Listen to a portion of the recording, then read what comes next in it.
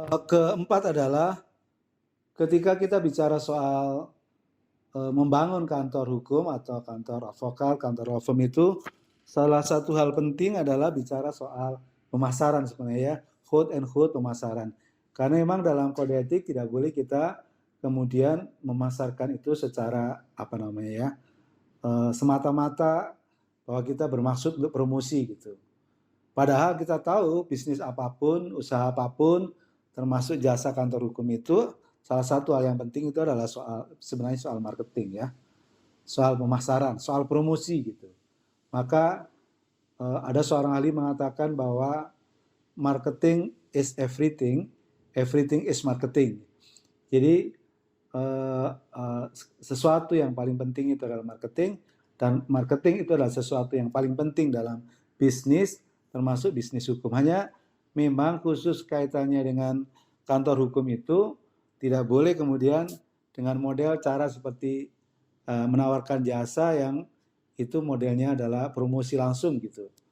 Tapi lebih bagaimana caranya kita ini mendapatkan klien, umpama satu, karena kita menangani perkara klien-klien kita yang ada ini, karena kita melayani bagus, maka kemudian kita direkomendasi atau direferensi untuk kemudian menangani perkara lain yang itu adalah dari hasil rekomendasi klien kita sebelumnya.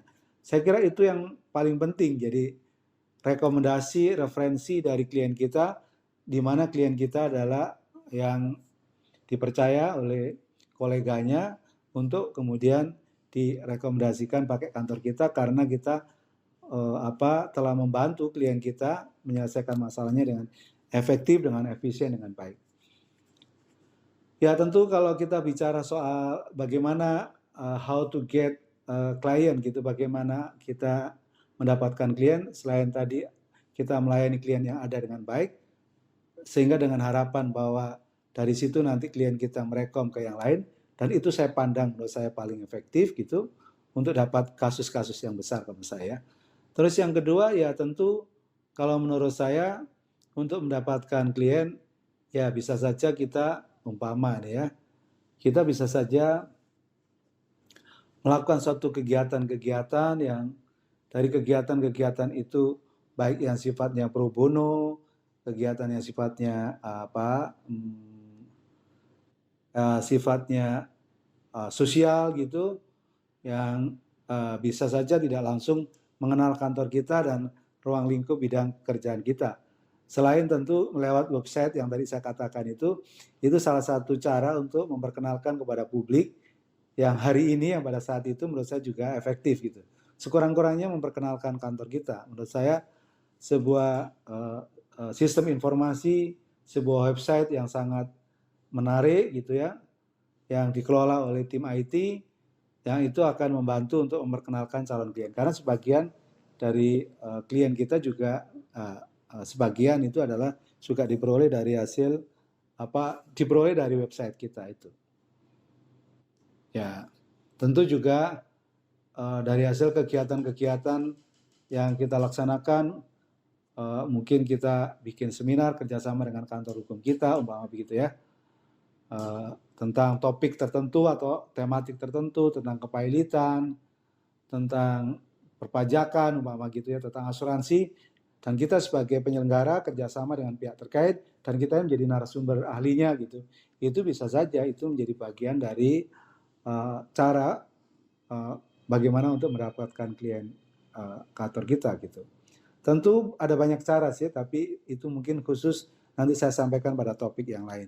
Berikutnya adalah soal bagaimana mengelola, yang kemarin saya bilang bahwa ya tentu dalam konteks pengelolaan manajemen kantor hukum, kan ada manajemen yang kaitan dengan sumber daya manusia, tadi ada struktur organisasi, siapa bertanggung jawab kepada siapa, yang kemudian dari struktur itu muncul istilah tadi paralegal, kemudian associate, kemudian partner, atau kemudian muncul berujung di managing partner, bahkan ada yang of counsel gitu.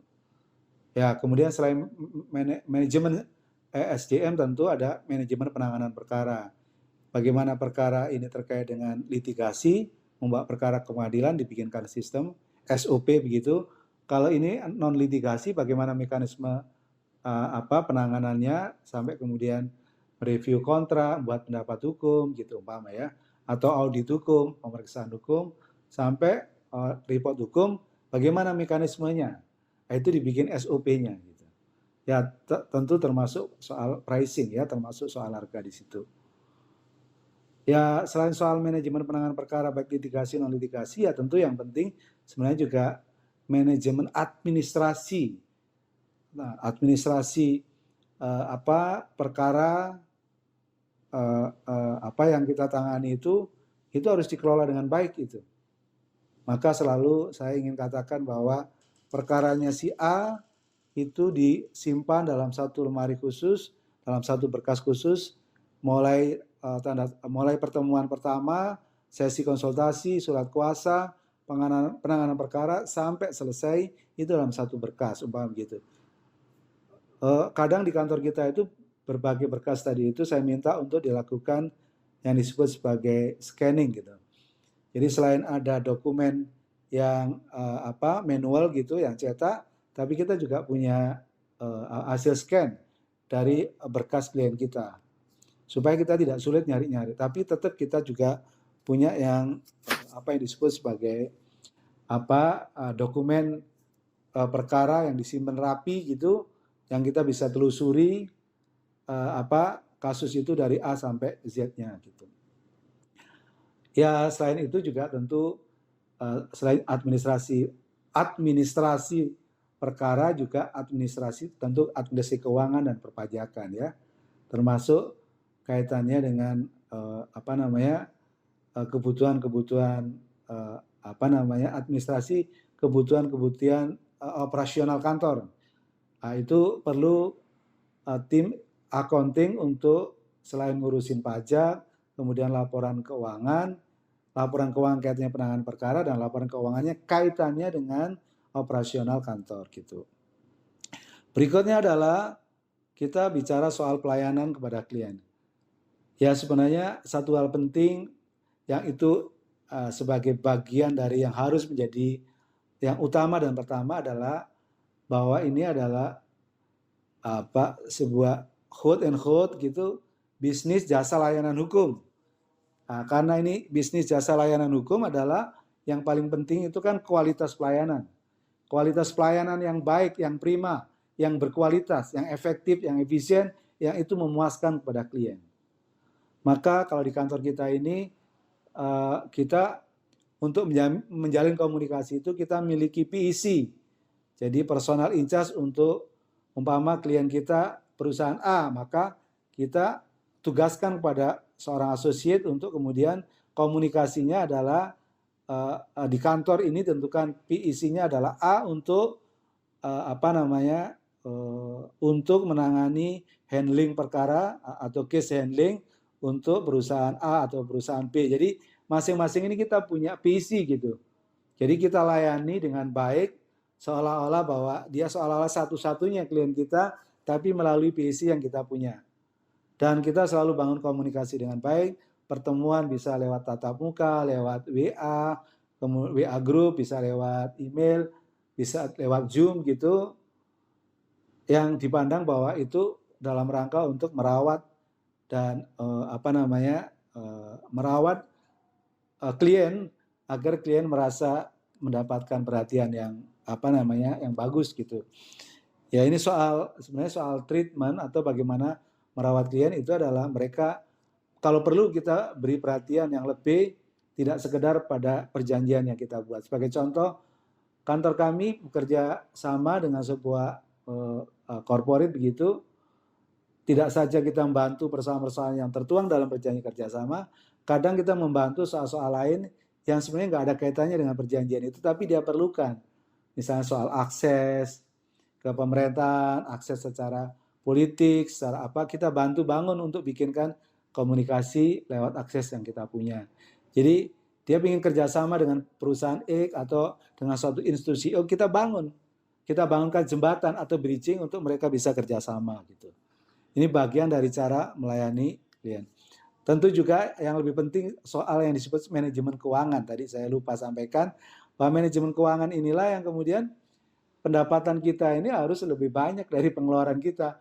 Jangan pengeluaran kita itu lebih banyak dari pendapatan. Itu namanya besar pasak daripada tiang. Bisa gulung tikar kantor kita ini. Maka dari situ harus dibikin namanya budget gitu. Jadi kita, kalau istilah saya, bagaimana kita ini memiliki klien-klien yang bersifat retainer, yang itu klien tetap kita, yang hak dan kewajiban kita laksanakan, kemudian tiap bulan mereka bayar gitu. Atau bayar di depan untuk 1 tahun atau untuk 6 bulan gitu. Itu yang kemudian masuk menjadi bagian penerimaan kita untuk kepentingan operasional kantor kita. Semakin banyak klien yang bersifat retainer atau klien tetap tadi itu, ya tentu semakin bagus untuk kantor kita.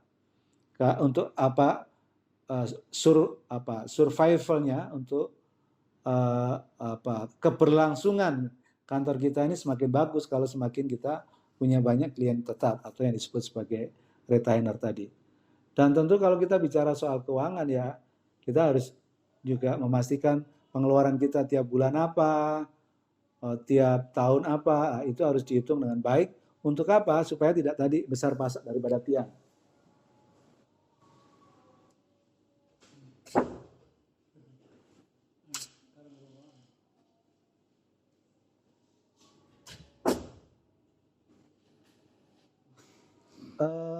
Terakhir adalah ketika bicara perekrutan.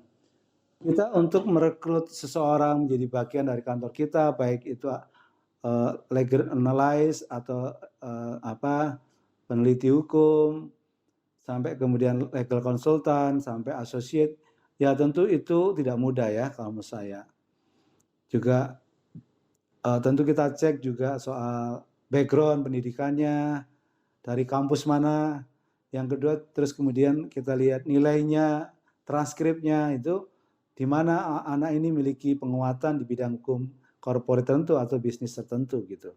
Terus kalau dia pernah magang, punya pengalaman, punya keahlian tertentu di bidang IT umpama begitu, itu antara lain menjadi bagian dari hal yang dipertimbangkan.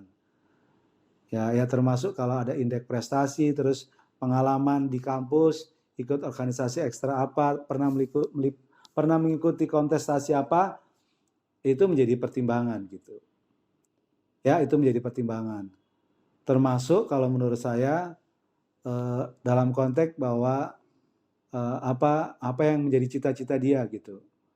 Nanti apakah masuk di litigasi ataukah masuk di non litigasi atau pingin dua-duanya, ya kita tanyakan.